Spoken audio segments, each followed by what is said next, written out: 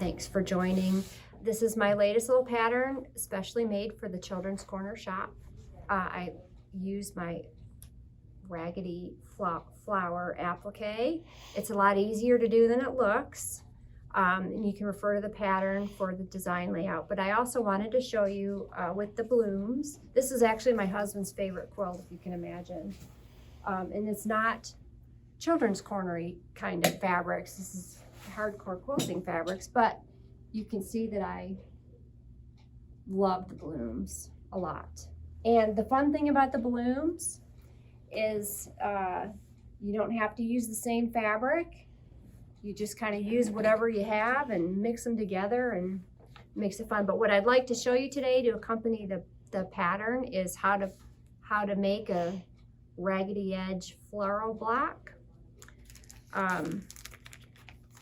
And again, you'll refer to the pattern for the quantity and the amounts.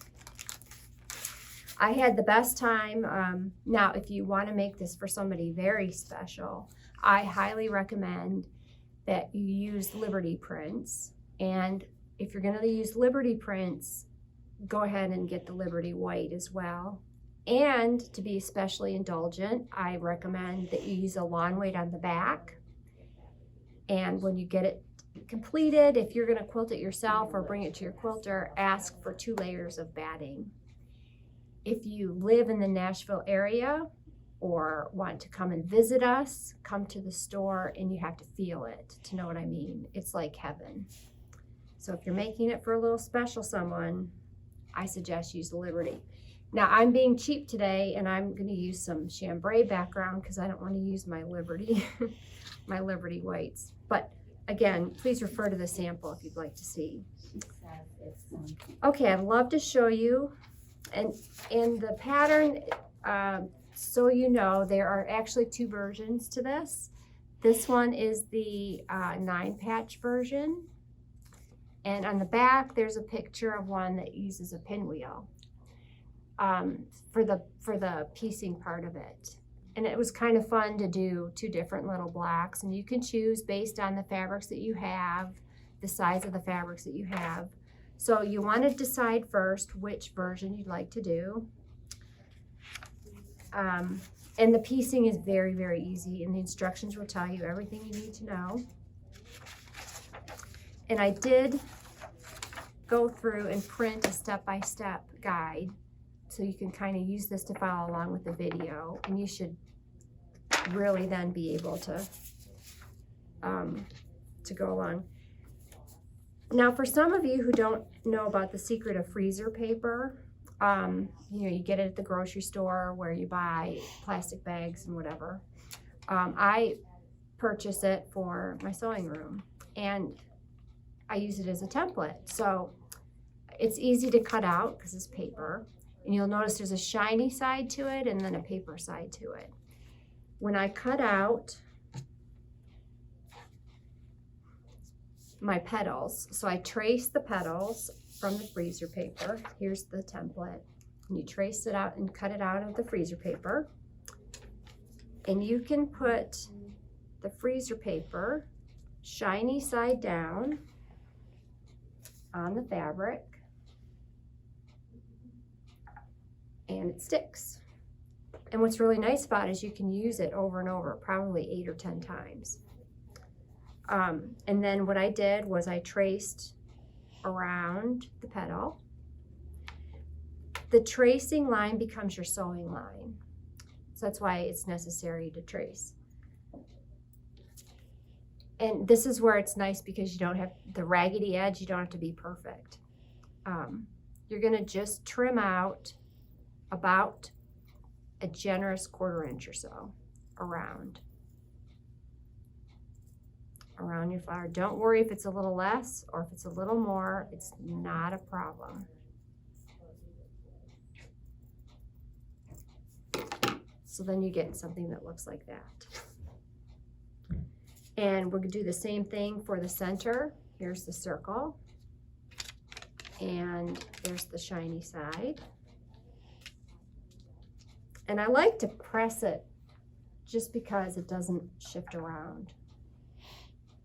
And then I will go about a 1/4 inch around. Also, I think that the freezer paper helps in the next step too. Okay. And look how raggedy and awful I cut that, but it's fine. It'll be fine, I promise.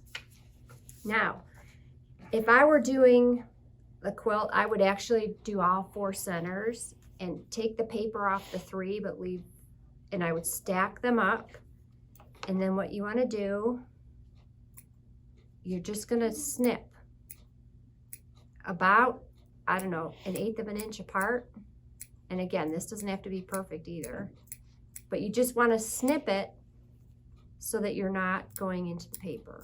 You can snip it just right up to the paper, but not into the paper. If you accidentally hit the paper, again, we're not going to stress about it. It's no big deal. Snipping, snipping.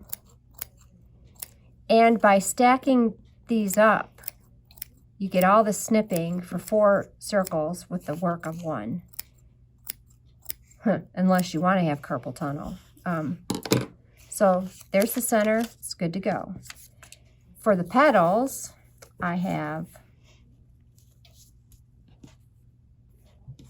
depending on how nice and sharp your scissors are, you can go 4 at a time. And I did these in advance.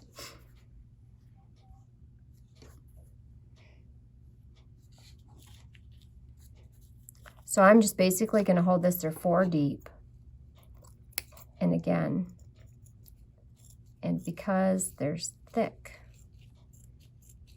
really I'm just taking just a bite of the edge. This will help it ravel and make it look raggedy and really cute.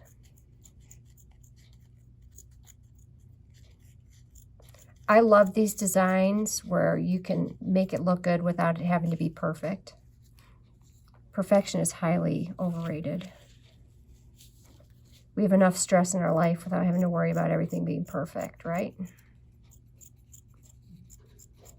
Again, see, I'm just kind of haphazard. See, look at this. They're not even perfectly stacked.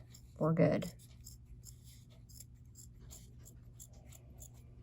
And I'm going to do the same for this. I'm just going to aim for the blue lines. You can see those on the camera. But really just trying to make the edges. This is where really investing in a good pair of scissors is invaluable.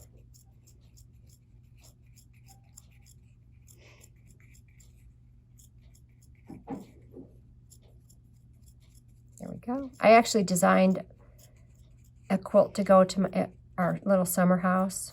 When we bought it, we agreed that we wouldn't spend any money on the stuff in there because it's a cabin, right? It's supposed to be.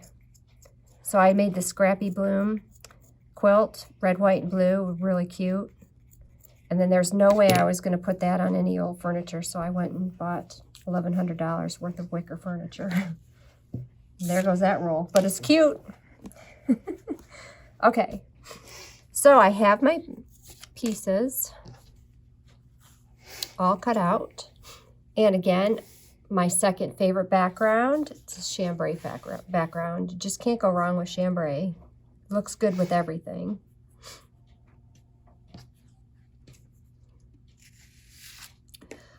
All right, and the first thing I want to sew down is my center. And a trick to get it centered is you fold it in half once, fold it in half twice. And I'm just going to give a quick finger press in the center. And then you just line it up on your, I've taken my 9-inch square, 9.5-inch square, and I've drawn an X and a plus as my guide. You could fold it, you know, and give it a little press, but I've marked it so that you can see it better on the camera. All right. So there's my center, and you know, if I were at home and fussing, I would sink a couple of pins just to make sure it doesn't shift. But what I'm going to do is I'm going to sew right along my drawn line. And don't worry about it being perfect. Okay, so here we go. Here's another tip too. When you're sewing along and you're doing a circle, a lot of people are tempted to just drive it around, but you can distort your circle that way, and you want it to remain flat. So I suggest you lift your presser foot and pivot every now and then. I have this nice knee lever with my machine. This kind of helps keep your piece in place. Another nice thing about this is you don't have to be, you know, it doesn't have to be a perfect circle. It can just be a pretty good rough. You know, also when you cut the circle out, there's some of the edges are bias, and you know bias, they like to stretch. So that's another reason why we pivot and we don't drive.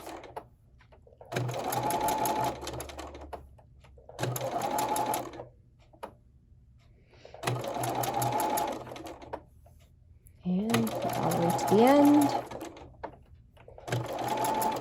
And I'm just gonna kind of go over my beginning stitches a couple, and now the circle's done. All right, so next up is the petals, and I press it with the right sides together, give a little finger press, and I'm going to line up the press with one of the existing lines on the background. And also, I don't know if you can see, but there's the line that I drew here. I want this to overlap the line of the circle. See that? And so it's all, and I would sink a couple of pins, or you can take some fabric glue just to kind of keep it in place. And now the next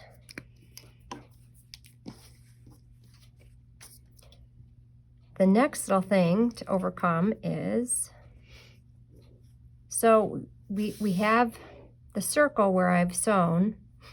I want this guy to kind of stay out of the way. One way to do that, you can finger press this. And what my goal is to sew, and I wish you could have feel-o-vision, but you can feel the edge right here. Maybe you can even see it on the camera, but I'm gonna take this and bring it over to the machine. All right, and so I feel the edge right here. I'm gonna start sewing. And you know, I'm gonna be a renegade here and just take a couple back tacks just so I don't lose my stitches.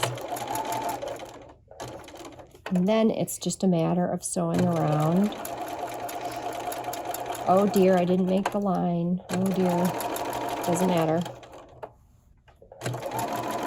Which is what's so nice about these. Just really, really, even if you used a weird colored thread, the fabric is gonna, you know, ravel and shrink up all around it. You won't even see it.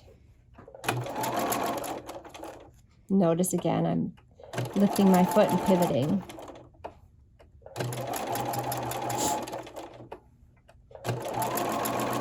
And then I come right up to the end, just for grins. I'm gonna take a couple back stitches. All right, so 1 down, 7 to go.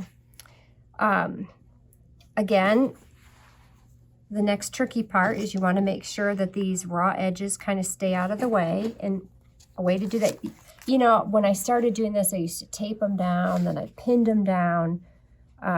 It was a little crazy. And then I discovered that all you have to do is kind of press them out of the way.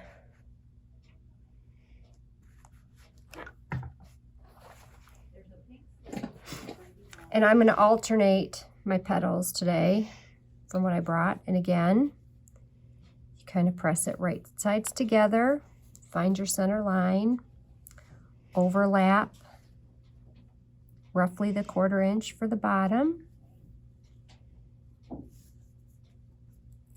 And I'm just going to throw a piece of glue just for grins.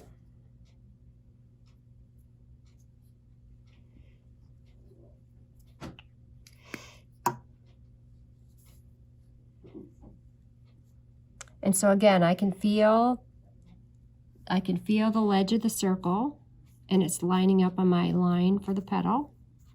And I also feel the ledge of the seam of this petal, and that's good. I'm going to start sewing.